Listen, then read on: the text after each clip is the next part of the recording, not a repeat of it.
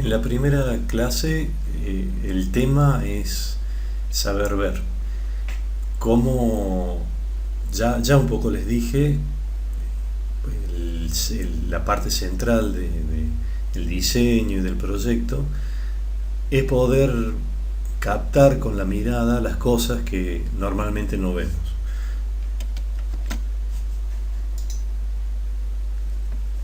Está la realidad, este mundo exterior que ocurre fuera de nosotros, que ocurre de modo independiente a nosotros, con sus leyes físicas, con sus leyes químicas, digamos, con las plantas, todo lo que ocurre por fuera, ¿está?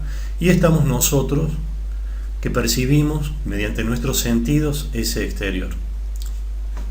Ese exterior pasa a través de un filtro que es coordinado por una ventana de atención, es decir, si esto de que no podemos cruzar la calle y masticar un chicle, bueno, eso se refiere a que solamente podemos mirar y atender solamente una cosa a la vez. Y la imagen total se va reconstruyendo en realidad en nuestro cerebro. Esa es la ventana de atención. Y esa ventana de atención no es inocente, sino que va siendo dirigida en función de lo que nosotros conocemos. Explico un poco más eso. Hay una serie de filtros, como pueden ser la memoria, las cosas que ya conocemos, nuestros propios razonamientos y cómo entendemos la realidad, y la misma intuición, el modo en que nosotros nos conectamos con la realidad, ¿está? Incluso modos nuevos de conectarnos con la realidad. Bueno, todo esto va guiando la ventana de atención. Lo que vemos es lo que podemos ver. Lo que vemos es en función de lo que conocemos. Por ejemplo, si vemos un espacio en las sierras, o un paisaje como el que está representado acá en esta diapositiva, en función de lo que sepamos vamos a poder ver que cierto árbol es un plátano, o que otro es un jacarandá, o que hay una corona de novia acá. Digamos, si no sabemos esto va a ser un arbusto y el resto van a ser árboles.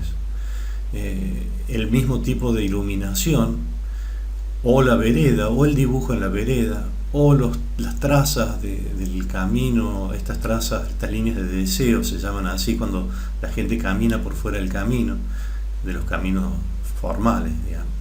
Entonces, como van viendo, hay una cantidad de elementos que si no nos sentamos y nos ponemos como a meditar, no los vemos. Y aún así lo hiciéramos, no los vamos a ver porque no los conocemos. Entonces, este conocimiento forma parte central para guiar nuestra ventana de atención y para conformar el paisaje que finalmente interpretamos, el paisaje que nos representamos.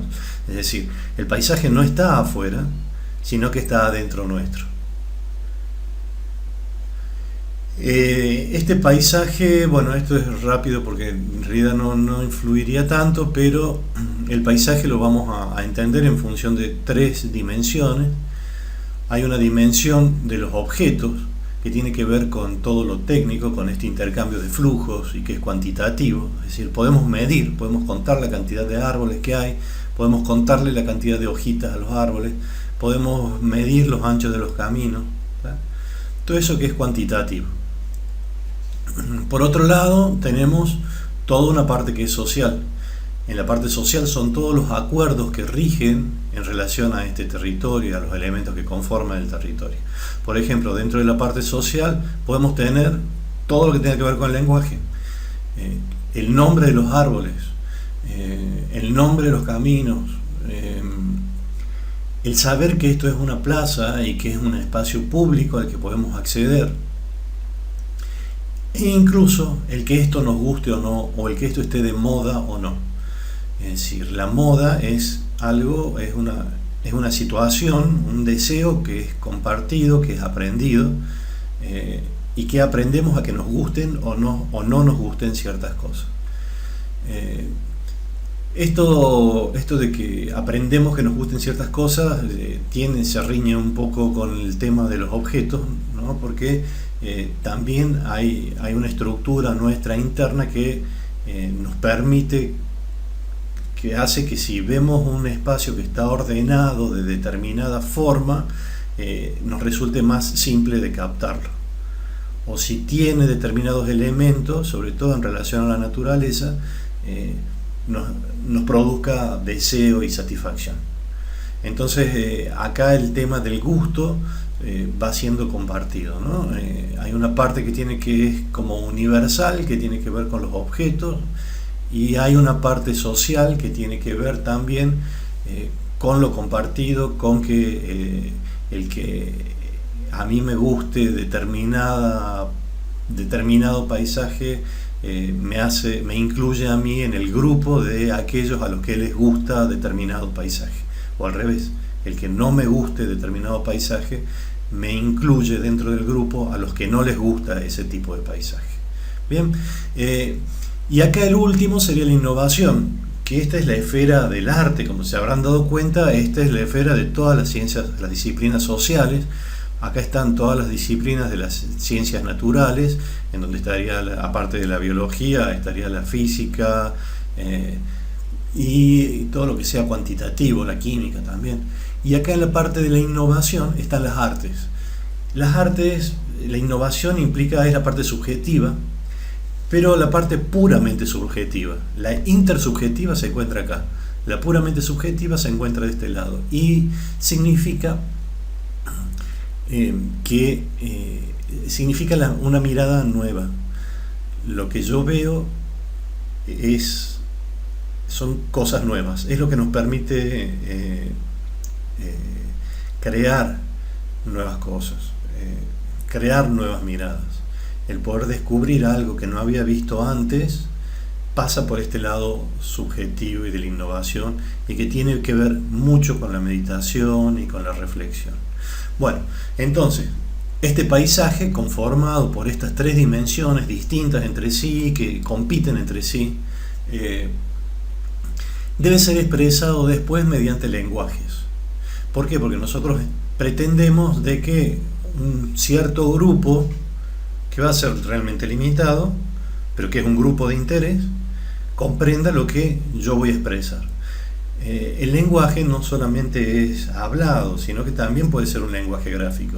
Entonces, en función de que mi lenguaje, es decir, el lenguaje, se acuerdan que estaba dentro de lo social, mi lenguaje sea compartido con mi grupo, este grupo me va a entender.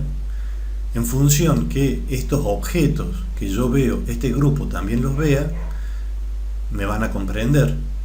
Y en función de que esta innovación no sea realmente disruptiva, sino que lo que yo vi pueda ser comprendido y pueda ser explicado, este grupo también va a poder abrir su mirada.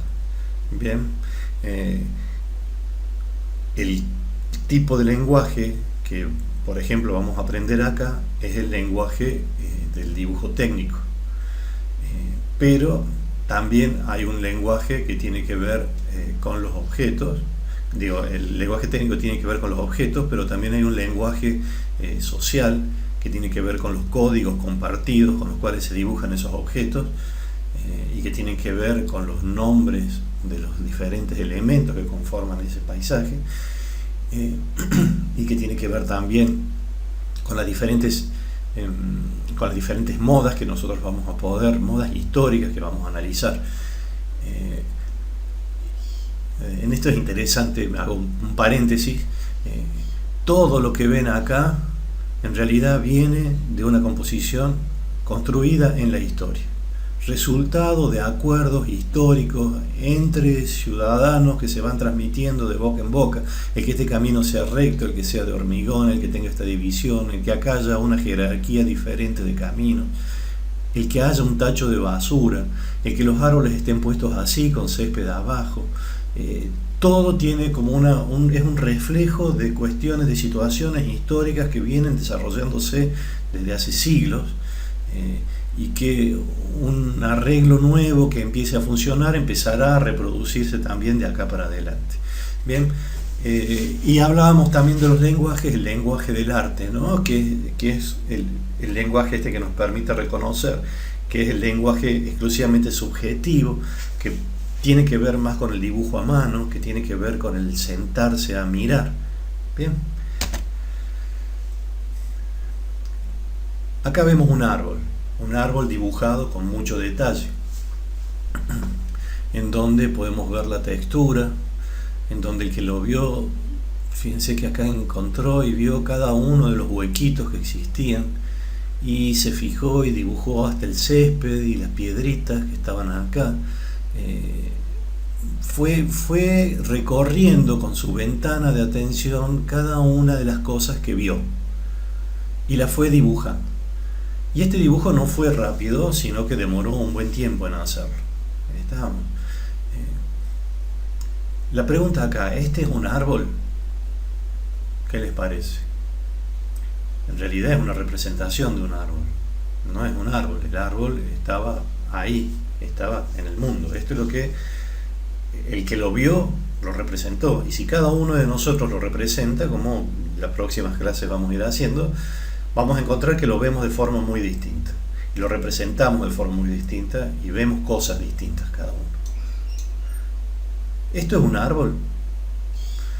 Este dibujo, esta pintura es de Mondrian y se llama Árboles en Flor.